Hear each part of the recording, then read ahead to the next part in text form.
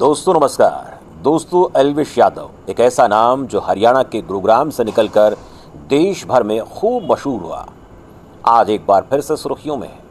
17 अगस्त 2025 को उनके गुरुग्राम के सेक्टर 57 स्थित घर पर गोलीबारी ने न केवल उनके प्रशंसकों को स्तब्ध कर दिया, बल्कि संगठित अपराध और सोशल मीडिया की दुनिया के बीच एक खतरनाक रिश्ते की ओर भी इशारा किया है।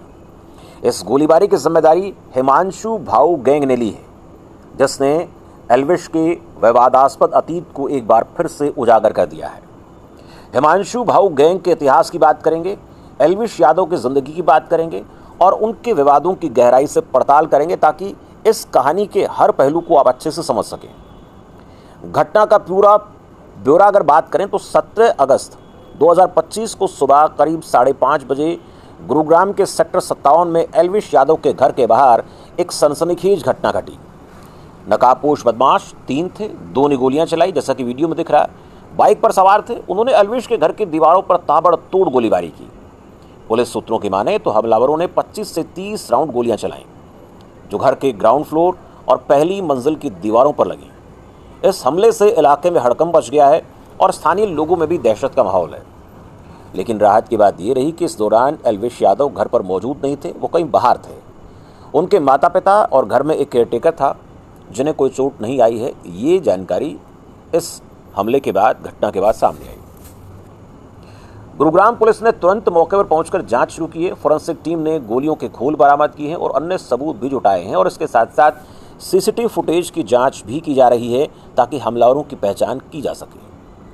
वहीं पुलिस प्रवक्ता के मुताबिक परिवार की शिकायत के आधार पर एफआईआर दर्ज करने की बात की जा रही है, और इस मामले में गैंगस्टर हिमांशु भाऊ के दावों की भी जांच की जा रही है। लेकिन इस घटना ने कई बड़े सवाल खड़े किए हैं।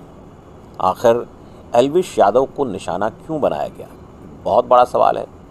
वह हिमांशु भाऊ गैंग की तरफ से इस हमले की जिम्मेदारी के पीछे उनका मकसद क्या था, और क्या यह घटना एल्विश के विवादास्पद अतीत से जुड़ी है?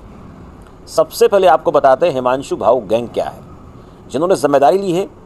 अपराध की दुनिया में गोलीबारी की जिम्मेदारी हिमांशु भाऊ गैंग ने एक सोशल मीडिया पोस्ट के जरिए ली है। गैंग के सदस्यों की बात करें तो नीरज फरीदपुर और भाऊ रिटोलिया ने दावा किया कि उन्होंने एल्विश के घर पर गोलीबारी कराई।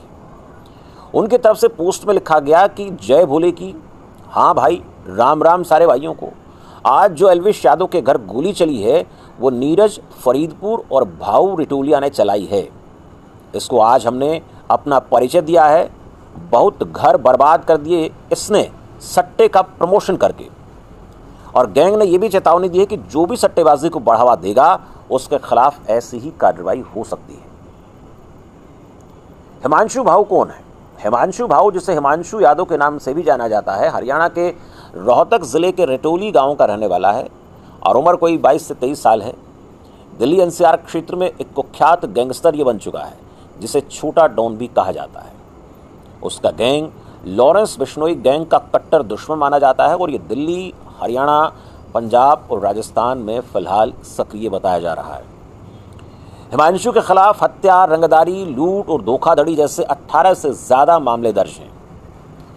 हिमांशु के अपराध की दुनिया की बात करें तो उसकी शुरुआत 2020 में हुई थी, जब 17 साल की उम्र में उसने एक झगड़े के बाद गोली चलाई, और इस घटना के बाद उसे किशोर सुधार गृह भेजा गया, लेकिन वो वहां से भाग निकला।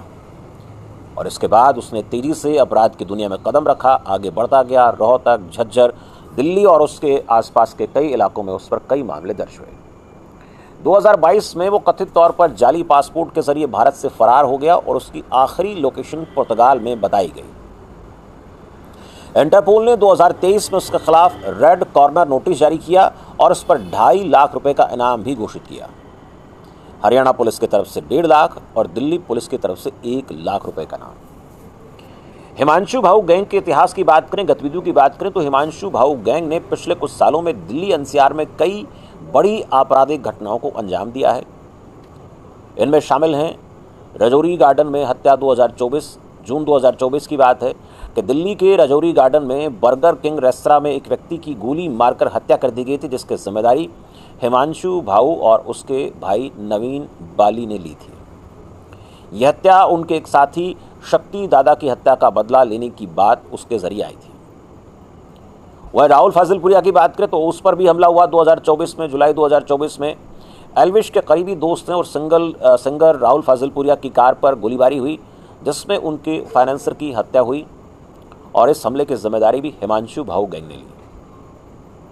वहीं पश्चिमी दिल्ली में कार शोरूम पर फायरिंग का मामला 2024 का है। इस गैंग ने पश्चिमी दिल्ली में एक कार शोरूम पर अंधाधुंध गोलीबारी की, जिससे उनकी ताकत का अंदाजा लगाया जा सकता है। तो ऐसे कई घटनाक्रम हैं। इस गैंग की कार्यशैली की बात करें तो सोशल मीडिया का इस्तेमाल ये करता है मुख्य तौर पर, और वो अपने हमलों की जिम्मेदारी लेने और डर फैलाने के लिए सोशल मीडिया का सहारा खूब लेता है। अब बात करते हैं एल्विश यादव के मामले में भी गैंग ने सट्टेबाजी ऐप के प्रचार को हमले का मुख्य कारण बताया है, और जो संभवतः उनके किसी आपराधिक हित से टकराया हो, ये भी एक महत्वपूर्ण बात हो सकती है। अब बात कर लेते हैं एल्विश यादव के बारे में। शोहरत से विवाद तक एल्विश यादव का सफ़र, जिनका असली नाम सिद्धार्थ यादव है, एक मशहूर यूट्यूबर हैं, इन्फ्लुएंसर हैं और बिग बॉस OTT 2 के विजेता हैं। एल्विश का जन्म गुरुग्राम हरियाणा में हुआ है। उनके पिता राम अवतार यादव हैं और माता सुषमा यादव हैं। वही उनकी एक बड़ी बहन कोमल यादव है। एल्विश ने अमेठी इंटरनेशनल स्कूल गुरुग्राम से स्कूली शिक्षा पूरी की है और दिल्ली के हंसराज कॉलेज से BCom की डिग्री एल्विश यादव ने हासिल की। एल्विश ने 2016 में यूट्यूब पर अपने करियर की शुरुआत की थी, और जब उन्होंने द सोशल फैक्ट्री नाम से अपना चैनल शुरू किया था, जिसको बाद में एल्विश यादव के नाम से जाना गया। एल्विश यादव वीडियो में हास्य, सामाजिक मुद्दों पर आधारित शॉर्ट फिल्में और फ्लैश फिक्शन इसमें शामिल हैं। इस प्रकार के काम ये सोशल मीडिया पर करता है। उसके मुख्य चैनल पर 14 मिलियन से ज़्यादा सब्सक्राइबर हैं, अच्छी खासी तादाद में फॉलोअर हैं, और जबकि उनके ब्लॉग्स और गेमिंग चैनल ने भी लाखों फॉलोअर्स बनाए हैं। वहीं 2023 की बात करें तो बिग बॉस OTT 2 में वाइल्ड कार्ड एंट्री के बाद उनकी जीत ने उन्हें राष्ट्रीय स्तर पर एक पहचान दिलाई, प्रसिद्धि दिलाई। एल्विश यादव के नेटवर्थ के बारे में बात करें तो लगभग 50 करोड़ के आसपास ये बताई जा रही है। सिस्टम क्लोथिंग और एल्गो वुमेन जैसे कपड़ों के ब्रांड के मालिक हैं, और गुरुग्राम में एक आलीशान बंगला, कई लग्जरी कारें, पॉर्श, हुंडई, फॉर्च्यूनर, ये तमाम गाड़ियां अपने पास रखते हैं। वही एल्विश यादव के कुछ ऐसे विवाद भी हैं जो हमेशा चर्चा का विषय है, उन पर ज़रा बात कर लेते हैं। एल्विश यादव की लोकप्रियता के साथ साथ उनके विवाद भी लगातार सामने आते रहे, उनसे भी नाता रहा है, और उनकी ज़िंदगी में इस तरह से कई मोड़ आए जिन्होंने एल्विश की छवि को प्रभावित किया, छवि को नुकसान भी हुआ है। अगर उनके कुछ मुख्य विवादों की बात करें तो 2 नवंबर 2023 का मामला है पार्टी और सांप वाला, जहां नोएडा पुलिस ने सेक्टर 51 के एक बैंक्वेट हॉल में छापा मारा था, जहां से 9 सांप, 5 कोबरा, 1 अजगर, 2 दोमुहे सांप, 1 रेड स्नैक और 20 मिलीलीटर सांप का जहर बरामद हुआ था। ये छापा मेनका गांधी की NGO people for animals PFA की शिकायत पर हुआ, जिसमें एल्विश पर रेव पार्टियों में सांप के जहर की सप्लाई और अवैध गतिविधियों का आरोप लगा था, और जांच में पता चला कि सांपों के वेनम ग्लैंड्स हटाए गए थे और जहर का इस्तेमाल नशे के लिए किया जा रहा था। पकड़े गए आरोपियों में राहुल नामक व्यक्ति ने एल्विश का नाम लिया, जिसके बाद 17 मार्च 2024 को नोएडा पुलिस ने उन्हें NDPS एक्ट और वन्य जीव संरक्षण अधिनियम के तहत गिरफ्तार भी किया। इस दौरान एल्विश यादव को 14 दिन की न्यायिक हिरासत में भेजा गया, लेकिन बाद में सुप्रीम कोर्ट ने इस मामले में उनकी कार्यवाही पर अंतरिम रोक लगा दी। PFA के सदस्य सौरभ गुप्ता और गौरव गुप्ता ने यह आरोप लगाया कि एल्विश और उनके साथियों ने सांप के जहर मामले में उन्हें धमकाया है। सौरभ ने यह दावा किया कि एल्विश ने उनकी सोसाइटी में जबरन घुसकर रेकी की है और सोशल मीडिया पर जान से मारने की धमकी दी है। जनवरी 2025 में गाजियाबाद कोर्ट ने इस मामले में एल्विश के खिलाफ FIR दर्ज करने का आदेश दिया। वहीं 8 मार्च 2024 को एल्विश ने गुरुग्राम में एक कपड़े की दुकान में यूट्यूबर सागर ठाकुर मैक्सटन उसके साथ मारपीट की और जान से मारने की धमकी का मामला सामने आया। इस घटना का वीडियो भी सोशल मीडिया पर वायरल हुआ और उसके बाद एल्विश के खिलाफ FIR दर्ज हुई।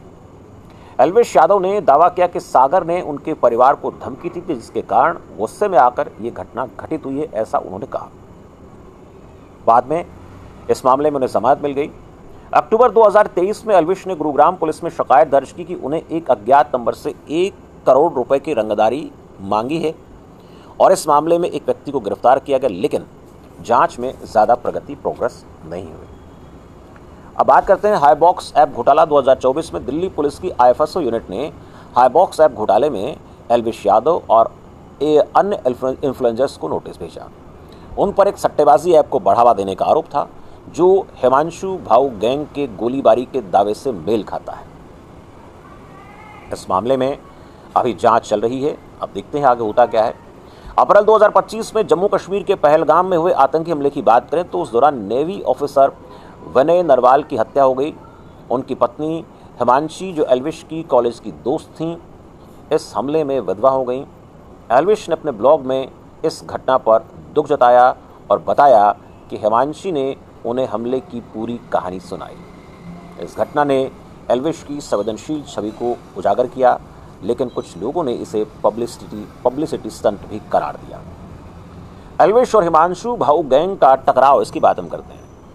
हिमांशु भाऊ गैंग द्वारा एल्विश के घर पर गोलीबारी का दावा उनके सट्टेबाजी ऐप के प्रचार से जोड़ा गया है और ये दावा हाई बॉक्स ऐप घोटाले से संबंधित हो सकता है, जिसमें एल्विश का नाम सामने आया था। और गैंग का ये कदम संभवतः उनके किसी आपराधिक हित को नुकसान पहुंचने या प्रतिद्वंद्वी गैंग के साथ टकराव से भी जुड़ा हो सकता है। राहुल फाजिलपुरिया पर पहले हुए हमले की बात करें और एल्विश के साथ उनकी दोस्ती की बात करें तो इन तमाम चीज़ों को देखते हुए ये साफ प्रतीत होता है कि गैंग की नज़र इन दोनों पर थी। एल्विश का सांप के जहर और रेव पार्टी मामले में नाम आना भी उनके अपराध की दुनिया से कथित रिश्तों को दर्शाता है। हालांकि एल्विश ने इन आरोपों से इनकार किया है और दावा किया कि उनके खिलाफ ये साजिश रची जा रही है। सुप्रीम कोर्ट द्वारा उनकी कार्यवाही पर रोक लगाना उनके लिए राहत की बात रही, लेकिन गोलीबारी की इस घटना ने उनके सुरक्षा को लेकर नए सवाल खड़े कर दिए हैं। तो निष्कर्ष के तौर पर एक यूट्यूबर का खतरनाक सफ़र, एल्विश यादव की कहानी एक ऐसे युवा की कहानी है जिसने सोशल मीडिया की ताकत से शोहरत हासिल की, लेकिन विवादों और ख़तरों ने उनकी ज़िंदगी, उनके जीवन को कठिन बना दिया है, जटिल बना दिया है। हिमांशु भाऊ गैंग की गोलीबारी ने न केवल उनकी सुरक्षा को खतरे में डाल दिया है, बल्कि उनके अतीत के विवादों को भी फिर से जिंदा कर दिया है। गुरुग्राम पुलिस इस मामले की गहराई से जांच पड़ताल ज़रूर कर रही है और अब ये भी देखना बाकी है कि क्या यह हमला एक चेतावनी था या इससे बड़ा कोई ख़तरा सामने आएगा। एल्विश की ज़िंदगी अब एक तलवार की धार पर चल रही है और क्या वो इन विवादों से उभरकर अपनी छवि को फिर से बना पाएंगे, ये बड़ा सवाल है। या ये गोलीबारी उनकी ज़िंदगी में एक और काला अध्याय साबित होगी। जैसा कि लगातार खबरें सामने आ रही हैं, ये वक्त बताएगा, लेकिन फ़िलहाल एल्विश यादव के लिए सब कुछ ठीक ठाक नहीं चल रहा है, जैसा कि इस घटनाक्रम के बाद सामने आया है। तो दोस्तों, आपको मेरे द्वारा बताया गया ये पूरा डाटा कैसा लगा, ये जानकारी आपको कैसे लगी, कमेंट करके ज़रूर बताएं। और जानकारी अच्छी लगे तो वीडियो को लाइक करें, शेयर करें और ऐसी ही जानकारी हासिल करने के लिए चैनल को सब्सक्राइब करें। धन्यवाद।